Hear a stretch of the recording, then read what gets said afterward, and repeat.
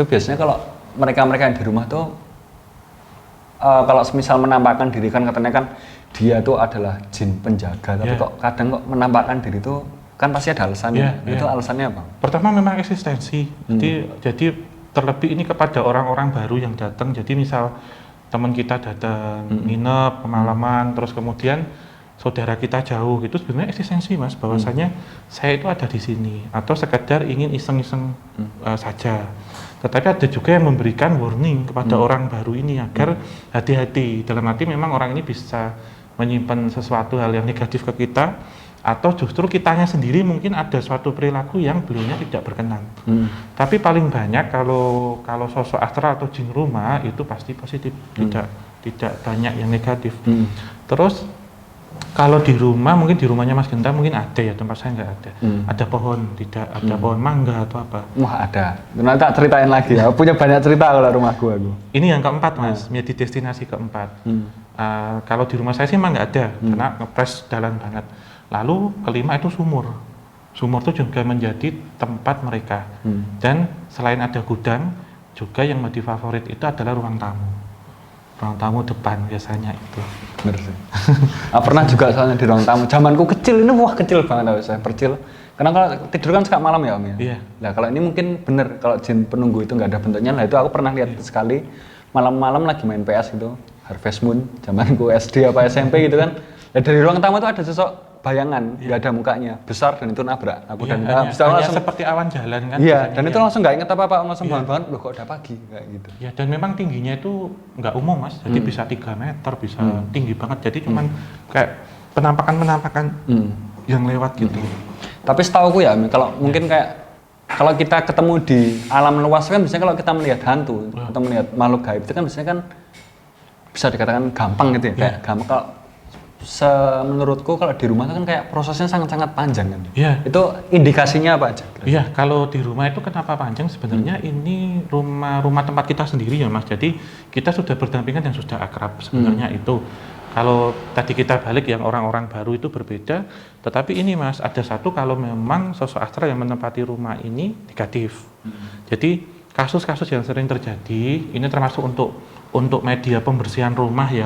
Karena saya dulu kan sempat membantu-bantu untuk bersihkan rumah nih, atau tempat usaha, atau gedung, atau gudang gitu, termasuk waktu mengurus bangunan tua.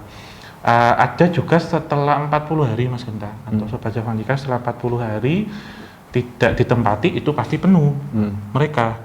Yang pertama, yang kedua biasanya kiriman Mas.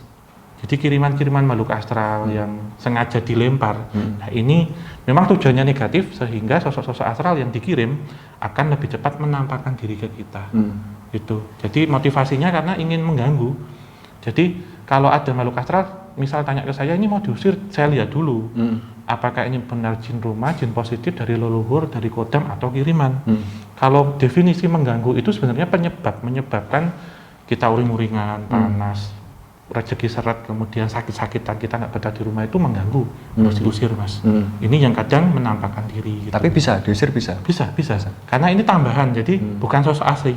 Bukan sosok asli, termasuk yang dulu di pojok sini yang waktu kejadian teman kita itu kan termasuk jin kiriman juga. Jadi tapi bisa kita ikat, bisa kita segel gitu. Gitu. Oh itu yang orang Jakarta itu. Di pojok sini. Disegelnya kok disegel di tembok. Ditinggalnya di sini, ya. Ganteng gitu. Tapi apa enggak? Biasanya kan ya ini kan yang kita bicarakan misalnya ini jin kiriman ya. Kiriman kan biasanya kan bisa dikatakan lebih jahat gitu ya, lebih jahat, lebih ada jahat negosiasi. Tapi kok dia mau pindah?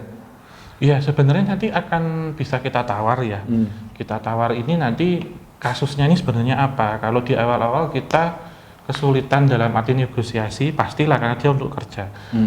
Kita akan melakukan nanti cara kasar mas, karena ini sudah berkaitan dengan pengganggu musuh. Jadi karena sudah tidak bisa diajar bukan baik-baik ya dikasari kayak dulu waktu kejadian di sini gitu. Biasanya demikian mas, karena kalau tidak gitu nanti menyebabkan gangguan-gangguan kayak kerasukan dan macam-macam. Tapi sebenarnya kalau sebagai orang awam ya kan, aku kalau lihat komentar-komentar di sosmednya Katis itu kan kadang di DM nih terutama banyak minta tolong terutama pada dirimu kayak minta tolong bersihin rumah. Sebenarnya bisa nggak sih si pemilik rumah ini membersihkan rumahnya sendiri dari segala masalah dan jin ini? Iya, sebenarnya bisa ya. Tetapi kalau saya pribadi itu akan saya lihat dulu di pertama. Ini kasusnya apa Mas? Kalau kasusnya memang orang ini yang diserii atau memang dari faktor iri dan dengki, orang ini nggak apa-apa nih. Kayak Mas Genta misal, saya yang pihak yang mengirim, tapi Mas nggak apa-apa, nggak ada apa-apa masalah gitu. Cuman saya iri. Itu biasanya nanti bisa akan dibantu.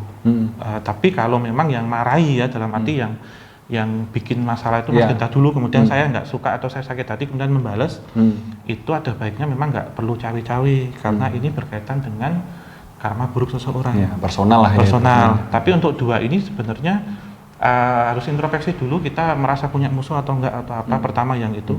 Lalu yang kedua ada doa-doa tertentu. Istilahnya di ruqyah atau ada seperti pemercikan air suci atau apa gitu. Ini medianya gampang sebenarnya air doa Mas. Tapi kan biasanya kan banyak makhluk gaib yang nggak takut dengan kayak gitu. Iya. Kita bicara realita ya. Kadang walaupun udah didoakan diperciki air suci atau apapun itu biasanya banyak juga yang nggak takut kayak gitu. Tapi ini sebenarnya tidak hanya satu kali, jadi kita lihat itu stadiumnya dulu Mas, sampai stadium 4 itu ya ada seperti treatmentnya atau kemonya memang pelan-pelan gitu, nggak bisa 1 hari 2 hari atau bahkan bisa bertahun-tahun karena sosok ini kan terkadang dia ngikutin dari mana karena kita sengaja ngerusak tempatnya atau kita memang nantang atau macam-macam. Jadi diskusinya sebenarnya lama sama mereka kalau bisa dengan cara baik-baik gitu. Tapi kalau sudah ini kiriman paranormal ya biar cara nih Mas, termasuk ada puasa-puasa tertentu, kemudian selamatan tertentu gitu.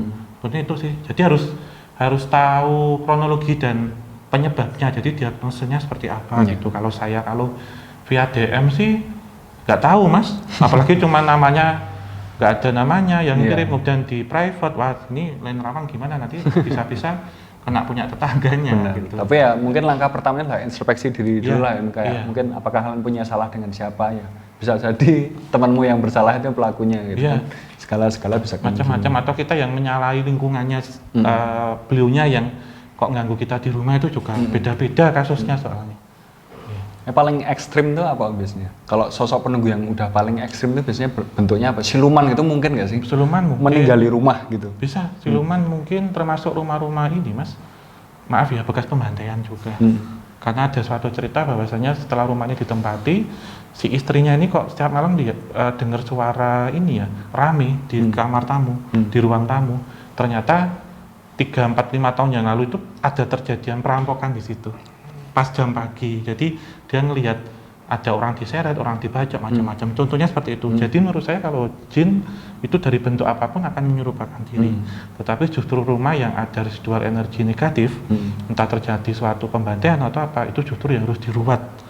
Jadi nanti akan kita bahas di materi berikutnya, ruatan rumah itu seperti apa. Karena ini panjang sekali, karena ini berkaitan juga dengan rumah kok dijual kok nggak laku-laku kenapa gitu, tanda-tandanya seperti itu juga.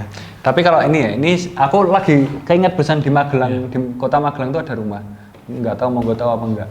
Yang jelas itu rumah angker, itu bekas rumahnya temanku itu. Sampai mungkin saking angkernya sosok-sosok yang ada di situ dibuatin patung, itu kira-kira bakal membantu nggak sih? Iya, karena mereka akan menempati tempat tersendiri. Kalau masih di pohon, di rumah, di lingkungannya itu nanti takutnya liar. Jadi kayak dibikinkan kandang, gitu. Kan kalau misal kita miara hewan liar nih, kayak ular atau apa, buaya atau apa kan, sebaiknya kita bikin kandang, Mas, biar nggak ganggu lingkungan. Karena ada hewan yang pet, ada yang no pet kan, jadi ada kayak kucing, ada kayak guguk apa itu kan bisa dilepas nih. Ada juga yang mereka harus disangkar, kayak burung mungkin kita piara reptil, contohnya kayak gitu. Makhluk astral juga gitu Mas, makanya satuannya kan ekor, makhluk astral. Jadi rumahnya itu ya teman-teman ya sama Om ya? Iya. Di balkon itu ada patung nenek-nenek lagi duduk. Nah sekarang orang pertama mana nggak kaget di atas, wah ada nenek-nenek lagi duduk kayak gitu. Terus habis itu ada patung naganya, ular atau naga nggak tahu, dibikin lingkaran. Aku langsung ngira wah ini kayaknya yang ada di sini dibikinin patung. Iya benar, gitu. Benar. Jadi ini sebenarnya bagian dari negosiasi juga, kesepakatan. Jadi oke, saya nggak akan pergi, saya nggak akan ganggu, tetapi saya diberikan rumah baru, gitu. Dalam itunya ya. Iya benar. Jadi termasuk pusaka-pusaka lukisan juga sama. Gitu. Sekaligus jadi misteri nih. Berarti apakah rumah gurita ya, kalau di Bandung itu ada rumah gurita. Apakah di situ ada sosok kraken raksasa yang dirumahkan di situ? Kayak gitu. Atau nanti mungkin nextnya kita selain membahas tentang ruatan, kita juga akan memilih rumah-rumah yang dianggap misterius ya, Iya. tapi yang belum terkenal. Iya. Itu tadi. Yang ada simbol-simbol Tertentu. tertentunya. Gitu. Kan yang kita tahu kan rumah gurita kalau di Jogja itu daerah Saidan itu ya, daerah Saidan yang sering buat foto-foto. Gitu. Tapi sensitif sih kalau kita ke sana. Iya. Ternyata ada jauh. patungnya itu kan nanti sensitif. Jarak jauh aja nanti masnya. Rio de Janeiro. Gitu teman-teman pembahasan singkat kali ini ya mungkin nggak begitu panjang tapi untuk materi berikutnya mungkin agak-agak menarik karena di sini kita akan sekaligus ibaratnya apa ya, konsultasi mungkin ya. Iya, Kenapa sedikit-sedikit. rumah itu bisa tidak laku dan segala macamnya kayak gitu sih teman-teman semuanya.